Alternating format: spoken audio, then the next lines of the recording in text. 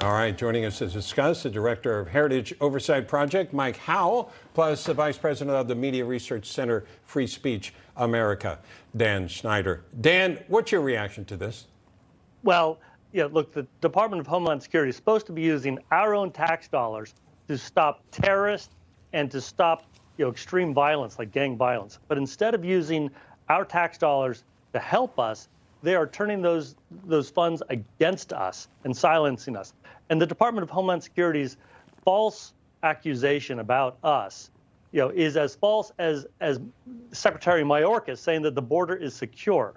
We got these documents from the grantee. These documents were included in the grant application. DHS is lying when they say that they're not.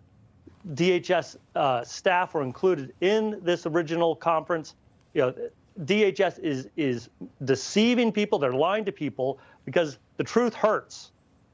And Mike, what stands out to you in this the most?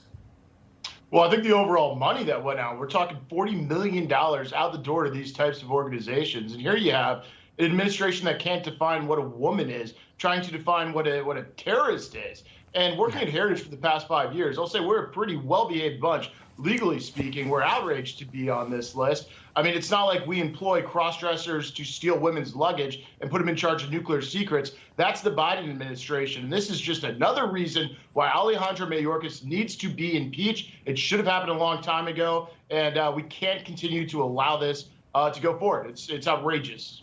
And Dan, it strikes me that the left has this tendency recently to try to stereotype someone in a very negative way, to the extent where I forget who it was that made fun of DeSantis going on with Elon Musk because David Duke, a noted racist, wasn't available. I mean, that's just so simplistic, and this was a journalist, apparently, allegedly. And then the travel advisory going to Florida, which is ludicrous.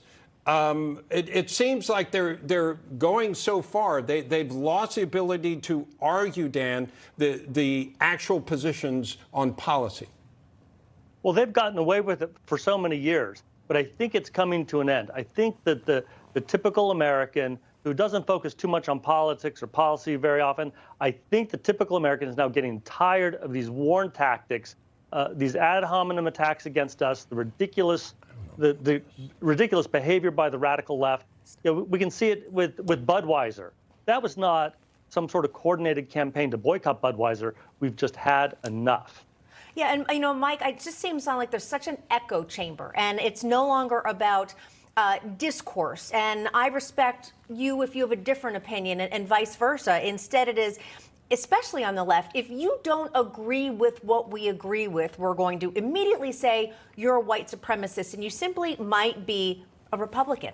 How and why did it get so bad, and how can we go backwards to where people actually respected different viewpoints?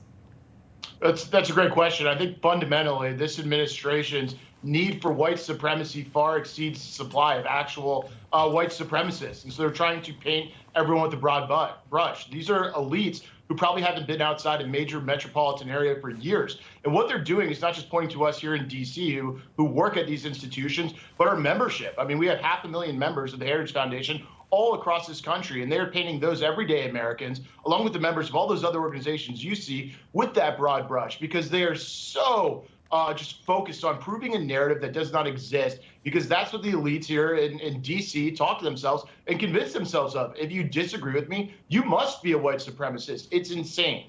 Yeah, it'd be nice just to have conversations. Do we need lower taxes? Do we need a stronger military? Do we need a closed border? Yeah, or even if they're cultural or social discussions, well, okay, right. You might have a different viewpoint than I do, and we might disagree, but we can still respect each other and not attack each other. No. So, Mike Howell, Dan Howell, and Dan Schneider, thank you.